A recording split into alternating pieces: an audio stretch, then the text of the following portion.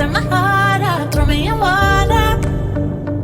I'm getting higher just to feel ya, 'cause I need to. No one knows it, heart is frozen from your poison. Taking the potion just to feel ya, 'cause I miss you. Oh my God, can't stop you like heroin. My love you got, there's no settlement. I can't pretend that we're nothing. Oh, I think I'm overdosing. I think that I'm I think I'm overdosing. I think that I'm I think I'm overdosing. I think I'm overdosing. Hello friends, welcome to my channel Da Vinci explainer, जहां पर आपको कई सारी series और movies की explanation देखने को मिल जाएगी। दोस्तों, लेकर आ गया हूँ अ discovery of witches season 1 episode 3 की एक्सप्लेनेशन, और मैं देख पा रहा हूँ कि इस सीरीज को भी आपका भरपूर प्यार मिल रहा है। आई होप कि आप इस सीरीज की एक्सप्लेनेशन को एंजॉय कर रहे होगे। तो आइए एक्सप्लेन करते हैं सीरीज को with no further delay. I'm lost in a city, still so far from home.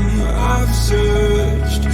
Episode start होता है और हम देख पा रहे थे डायना को, जो कि बोर्डियन लाइब्रेरी के लिए निकल रही थी, और बाहर खड़ा था मैथ्यू, जो कि उसी का ही इंतजार कर रहा था। मैथ्यू बताता है कि लाइब्रेरी पूरी क्रीचर से भरी हुई है, जो कि इस बात का इंतजार कर रहे हैं कि वो एशमोल 782 बुक को दोबारा से कब ऑर्डर करेगी, और डायना को ये सजेस्ट करता है कि वो आज का दिन उसके साथ स्पेंड करे। इसी बीच हम देखते हैं जिलियन को, जो कि मौका वारदात पर पहुंच चुकी थी। वो डायना को पीटर नॉक्स के उसके घर पर होने की सफाई दे रही थी। वो पीटर नॉक्स की वकालत कर रही होती है और ये भी बोलती है कि क्या तुम एशमोल बुक इस वैम्पायर को दे दोगी। हम देखते हैं कि डायना उस पर भरोसा नहीं करती और वो मैथ्यू के साथ निकल जाती है। हम देखते हैं कि डायना और मैथ्यू कार में हैं और डायना मैथ्यू से पूछ रही है कि वो कहाँ जा रहे हैं। मैथ्यू बताता है कि वो उसके घर पर जा रहे हैं और थोड़ी ही देर में वो मैथ्यू के घर पर पहुंच जाते हैं। हम देखते हैं कि मैथ्यू का घर बहुत ही एंटीक लग रहा है। हम देखते हैं कि डायना मैथ्यू से उसका रियल नेम पूछ रही है और मैथ्यू बताता है कि उसका नाम डिक्लेयरमोंट है। वो बताता है कि जब उसकी मॉम ने उसे वैम्पायर बनाया, उसने अपनी मॉम का नाम ले लिया। आपको बता दो कि वैम्पायर्स को जो कन्वर्ट करता है, वैम्पायर उसे फादर या मदर की तरह ट्रीट करते हैं। वो बताता है कि उसकी मॉम फ्रांस में रहती है और उसके एक स्टेप फादर भी थे, जो कि एक वैम्पायर थे। उनका नाम फिलिप था। फिलिप अब उनके साथ नहीं है क्योंकि वो मर चुके हैं। नेक्स्ट सीन में हम सातों को देख पा रहे थे, जो कि कांग्रेगेशन के हेडक्वार्टर में जा रही थी। आपको बता दो कि कांग्रेगेशन का हेडक्वार्टर समुद्र के बीच में है और वो हेडक्वार्टर शील्ड से प्रोटेक्टेड है, जिससे ह्यूमंस उसे नहीं देख सकते। हम देखते हैं कि सातों वहाँ पर पहुंचती है और एक सर्वेंट उसका वेलकम करता है, जिसका नेम रिको जीन है और रिको एक ह्यूमन है। ये बहुत ही वियर्ड था कि एक ह्यूमन कांग्रेगेशन को सर्व कर रहा था। वो बताता है कि उसके एंसेस्टर बहुत पहले से कांग्रेगेशन को सर्व कर रहे हैं। सातों एक जगह जाती है जो कि कांग्रेगेशन चैम्बर था और वो उसके अंदर देखना चाहती थी, पर रिको बताता है कि वो तभी खुलता है जब मीटिंग होती है। रिको सातों को अलग अलग रूम दिखाता है, जो कि डीमंस, वैम्पायर और विचेस के लिए बने हुए थे। नेक्स्ट सीन में हम डायना और मैथ्यू को देख पा रहे थे और डायना एक हिस्टोरिकल बुक पढ़ रही थी। मैथ्यू डायना से पूछता है कि क्या उसे जादुई मंत्र आते हैं। डायना कहती है कि उसने कभी भी मंत्र नहीं बोले हैं। हम देखते हैं कि मैथ्यू डायना के पास आता है और अपनी वाइन को उस हिस्ट्री वाली बुक में गिराने की कोशिश करता है। हम देखते हैं कि डायना का मैजिक अनजाने में यूज हो जाता है और वो बुक साइड हो जाती है, जिसे देखकर मैथ्यू रिवील करता है कि डायना का मैजिक उसकी जरूरत के हिसाब से सामने आता है। वो ये अंदाजा भी लगाता है कि एशमोल बुक डायना के सामने इसीलिए आई थी क्योंकि डायना को उसकी जरूरत थी, पर वो बाद में इस कंक्लूजन पे आते हैं कि शायद वो गलत भी हो सकते हैं। नेक्स्ट सीन में हम एमिली को देख पा रहे थे, जो कि मैजिक करने की कोशिश कर रही थी। तभी वहाँ पर कैट आ जाती है और उसका ध्यान भटक जाता है। तभी वहाँ पर सारा यानी कि डायना की आंट आती है। एमिली सारा को बताती है कि वो डायना को लेकर परेशान थी, इसीलिए वो मैजिक से उसके बारे में पता कर रही थी और उसने अपने मैजिक से ये देखा कि डायना के पीछे कोई काली परछाई है। सारा इस बात से वरी होती है कि कहीं वो पीटर नॉक्स तो नहीं, पर एमिली बताती है कि वो शैडो किसी विच की नहीं थी। हम देखते हैं डायना और मैथ्यू को, जो कि अब वापस जा रहे हैं। मैथ्यू डायना के चाइल्डहुड के बारे में पूछ रहा था और उससे अपनी विच वाली पावर यूज करने के लिए कहता है। बदले में डायना भी मैथ्यू से उसके चाइल्डहुड के बारे में पूछती है। मैथ्यू बताता है कि वो ईयर 500 में पैदा हुआ था और ईयर 537 में एज ए वैम्पायर रिबॉर्न हुआ था, और ये क्वाइट अमेजिंग बात थी। अब हमें पता चल चुका था कि मैथ्यू 500 ईयर्स ओल्ड नहीं था, बल्कि उसकी एज अराउंड 1500 ईयर्स ओल्ड थी, जो कि डायना के लिए भी काफी अमेज होने वाली बात थी। हम ये भी देखते हैं कि डायना मैथ्यू को डिनर के लिए इनवाइट कर रही है। नेक्स्ट सीन में हम एक गर्ल को देख पा रहे थे, जिसका नेम सोफी था और सोफी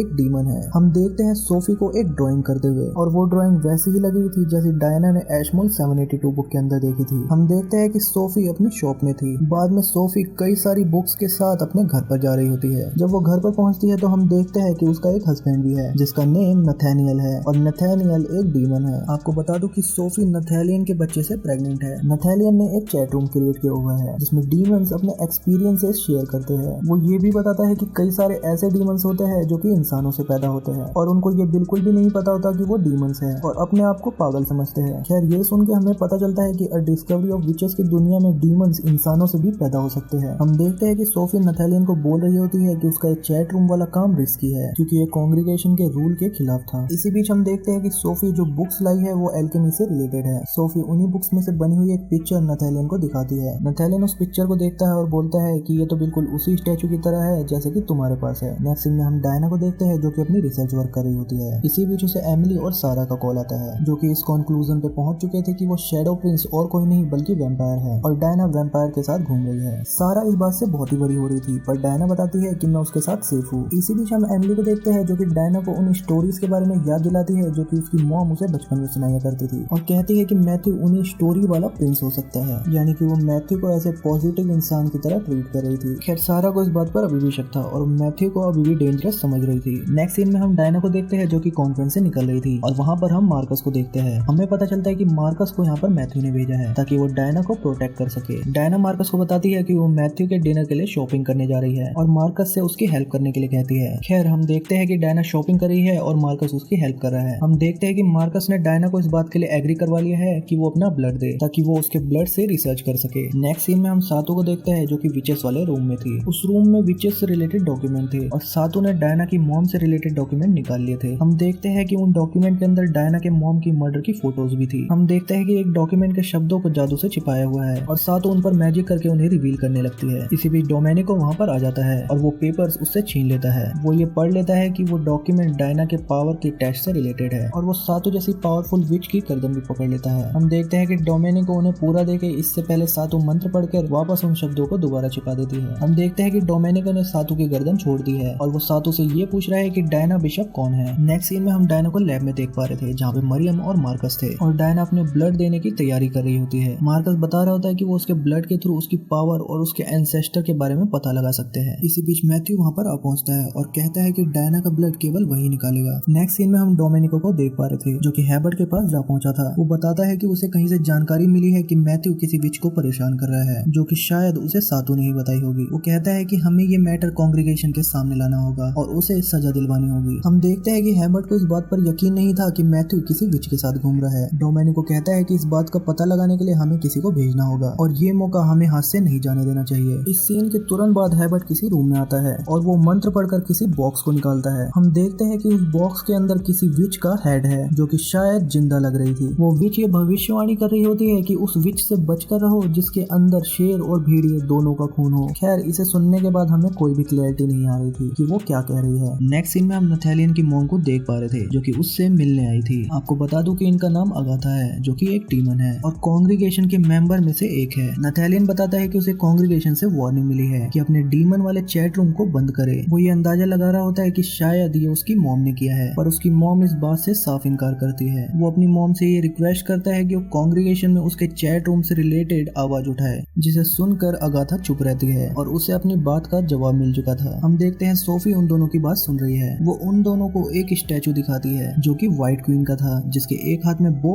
और दूसरे में एरो थी। वो बताती है कि ये स्टैचू हमारी फैमिली में पूर्वजों के समय से है। उसके फादर ने कहा था कि समय आने पर ये स्टैचू उस पर्सन को दे देना जिसे इसकी जरूरत हो। शायद वो ये बताने की कोशिश कर रही होती है कि ये स्टैचू जिस पर्सन को मिलेगा वो कुछ अलग होगा और डीमंस, वैम्पायर और विचेस की दुनिया को बेटर बनाएगा। नेक्स्ट सीन में हम मैथ्यू को देख पा रहे थे जिसके पास मरियम आके उसे एडवाइस दे रही थी कि वो डायना से दूर रहे क्योंकि ये सब कांग्रीगेशन के रूल के खिलाफ है। वो ये भी बता रही थी कि उसे मार्कस से ये पता चला है कि डायना को कांग्रीगेशन के बारे में कुछ भी नहीं पता। हम देखते हैं कि मैथ्यू मरियम की इस बात को अवॉइड करके चले जाता है। नेक्स्ट सीन में हम देखते हैं डायना को जिसने मैथ्यू के लिए डिनर को तैयार कर लिया था। गेट नॉक होता है और वो उसे ओपन करती है और वहाँ पर खड़ा होता है पीटर नॉक्स। पीटर नॉक्स इस बात से बहुत गुस्से में था कि डायना मैथ्यू को डिनर करवा रही है और कहता है कि तुम भी अपने डैड की तरह ओपन माइंडेड हो जिसने उसकी मॉम को डेंजर में डाला था। पर इसी बीच हम देखते हैं मैथ्यू को जो कि वहाँ पर आ पहुंचा था और उसने पीटर नॉक्स को देख लिया था। हम देखते हैं कि मैथ्यू डायना के पीछे खड़े हो गया है और उसे देखकर पीटर नॉक्स की हवा गायब हो चुकी है जो कि उसके चेहरे पर साफ नजर आ रहा था और पीटर नॉक्स वहाँ से चले जाता है। इसके बाद डिनर स्टार्ट हो जाता है और मैथ्यू डायना की बनाई हुई मीट और वाइन को टेस्ट करता है और इससे हमें एक बात तो रिवील होती है कि अ डिस्कवरी ऑफ विचेस की दुनिया में वैम्पायर ब्लड के अलावा और भी बहुत सारी चीजें खा सकते हैं जो कि क्वाइट सरप्राइजिंग है अगर हम इसे रिलेट करे हॉलीवुड की अदर वैम्पायर्स मूवीज से। हम देखते हैं कि मैथ्यू ने डिशेज और वाइन में डले हुए एक एक इंग्रेडिएंट के बारे में उसे बता दिया है, जो कि डायना के लिए क्वाइट अमेजिंग था। इसी बीच डायना मैथ्यू से ये पूछ लेती है कि मैथ्यू को उसका टेस्ट किस तरह लगेगा। मैथ्यू इस बात से काफी गुस्से में लग रहा था और डायना से बोलता है कि मुझसे ऐसी बात कभी मत करना, क्योंकि अगर उसके अंदर का वैम्पायर जाग गया तो डायना उसे रोक नहीं पाएगी और ना ही वो खुद को रोक पाएगा। पर इसके बावजूद भी हम मैथ्यू को देखते हैं जिसने डायना को सॉफ्टली ग्रैब किया है और उसे बता रहा है कि उसकी स्मेल किस तरह लगती है। और ये भी क्वाइट सरप्राइजिंग था कि उसने उसके अंदर भी काफी सारे इंग्रेडिएंट ढूंढ लिए हैं। वो दोनों क्लोज थे और डायना उसे किस करने लगती है, पर हम देखते हैं कि मैथ्यू बिल्कुल भी इंटरेस्ट नहीं दिखा रहा है। इसी मोमेंट के बीच मैथ्यू उसे थैंक्स करता है और वो वहाँ से निकल जाता है। शायद उसे डर था कि वो डायना को कुछ कर देगा। नेक्स्ट सीन में हम देखते हैं हैवर्ड को, जिसने अपनी बेटी जूलियट को मैथ्यू के पीछे भेज दिया है ताकि वो उसकी जानकारी निकाल सके और डोमेनिको की बात कंफर्म हो सके। नेक्स्ट सीन में हम डायना को देखते हैं जो कि अपने घर पर थी और मॉर्निंग हो चुकी थी। हम देखते हैं कि कोई एनवलप उसके डोर के नीचे से डालकर चले गया है। डायना उस एनवलप को ओपन करती है और उसके अंदर की पिक्चर्स देखकर वो शॉक हो जाती है और सीन फोकस होता है जिलियन के घर पर, जहाँ पर डायना पहुंच चुकी थी। डायना वो फोटो जिलियन को दिखाकर बता रही होती है कि ये उसके मॉम डैड की मर्डर की फोटो है और ये सब पीटर नॉक्स द्वारा भेजी गई है। हालांकि जिलियन कह रही थी कि मुझे इस बारे में बिल्कुल नहीं पता। हम देखते हैं कि डायना वहाँ से गुस्से से निकल रही है और जिलियन उससे सवाल पूछ रही है कि क्या वो एशमोल बुक उस वैम्पायर को दे देगी। डायना कहती है कि वो जानती है कि उसे क्या करना है। इसी बीच हम मैथ्यू को देखते हैं जो कि डायना के घर पर पहुंच चुका है। मैथ्यू अंदर जाता है और उसे भी वही मर्डर वाली फोटो दिखाई देती है। दूसरी तरफ हम डायना को देख पा रहे थे जो कि एंग्री होकर बोर्डिंग लाइब्रेरी पहुंच चुकी थी। वो अपने दोस्त शॉन के पास जाती है और उससे एशमोल 782 बुक निकालने के लिए कहती है। शॉन कहता है कि वो बुक मिसिंग हो चुकी है और बहुत सारे लोग उस बुक की डिमांड कर रहे हैं, पर डायना उसे रिक्वेस्ट कर उसे दोबारा निकालने के लिए कहती है। जैसे ही शॉन वहाँ से जाता है और डायना पीछे मुड़ती है तो वहाँ पर पीटर नॉक्स होता है। हम वहाँ पर और भी बहुत सारी विचेस को देख पा रहे थे और उनके बीच जिलियन भी थी। शायद जिलियन ने हमें पीटर नॉक्स को बता दिया था कि डायना बुक निकालने जा रही है। डायना पीटर नॉक्स को देखकर काफी गुस्से में आ जाती है क्योंकि उसने उसकी मॉम की मर्डर वाली फोटो भेजी थी। पीटर नॉक्स कहता है कि मैं नहीं चाहता हूँ कि तुम्हारा हाल तुम्हारी मॉम की तरह हो, जिसका तुम्हारे फादर ने माइंड वॉश कर दिया था और वो विचेस के ही खिलाफ हो गई थी। ये बात सुनने के बाद हमें इस बात का अंदाजा हो जाता है कि शायद डायना की मॉम के मर्डर के पीछे पीटर नॉक्स का हाथ हो सकता है कि आगे के एपिसोड में हमें ये बात डिस्क्लोज हो जाए। इसी बीच शॉन वहाँ पर आ पहुंचा था और वो डायना को बता रहा था कि वो एशमोल बुक उसे नहीं मिल पाई है और वो वहाँ पर कई सारे लोगों को देखकर ये समझ जाता है कि वहाँ पर कुछ गड़बड़ है। हम देखते हैं कि शॉन आगे बढ़कर उन सभी लोगों को वहाँ से बाहर निकलने के लिए कहता है और पीटर नॉक्स अपना डार्क मैजिक यूज करता है और वो शॉन को बेहोश कर डालता है। अपने दोस्त को बेहोश देख डायना काफी गुस्से में आ जाती है। इसके बाद हम देखते हैं कि डायना का अनकंट्रोल मैजिक यूज हो जाता है। हम देखते हैं कि वहाँ पर एक ऐसा एयर वाला मैजिक क्रिएट होता है जो कि पीटर नॉक्स और उसके साथी विचेस को संभलने नहीं देता। हम देखते हैं कि पीटर नॉक्स और उसके विचेस वहाँ से भाग रहे हैं, वरना वो एयर मैजिक उनको उड़ा कर ले जाएगा। खैर, अब जो मैजिक क्रिएट हुआ था वो डायना से कंट्रोल नहीं हो पा रहा था। हम देखते हैं कि डायना जमीन पर गिर गई है और अब उससे सांस भी नहीं ली जा रही है। पर इसी बीच हम देखते हैं मैथ्यू को जो कि लाइब्रेरी के पास पहुंच चुका था, क्योंकि डायना के घर पर जाने के बाद उसे इस डेंजर के बारे में अंदाजा हो गया था। हम देखते हैं कि मैथ्यू तेजी से भागकर वहाँ पर पहुंच चुका है। हम देखते हैं कि मैथ्यू वहाँ पर पहुंचकर डायना को ग्रैब करने की कोशिश कर रहा है और आखिरकार वो उसमें सक्सेसफुल हो जाता है और डायना को काम डाउन कर देता है। नेक्स्ट सीन में हमें दिखाया जाता है डायना को जो कि बिस्तर पर आराम कर रही थी और मैथ्यू उसका ख्याल रख रहा था। इसी बीच आता है मार्कस जो कि ये बताता है कि उसने शॉन को देख लिया है और वो बिल्कुल ठीक है क्योंकि मार्कस एक डॉक्टर भी है। हम देखते हैं मार्कस इस बात से सरप्राइज था कि डायना ने इतना बड़ा मैजिक कैसे किया और वो उस मैजिक का नाम भी ले रहा था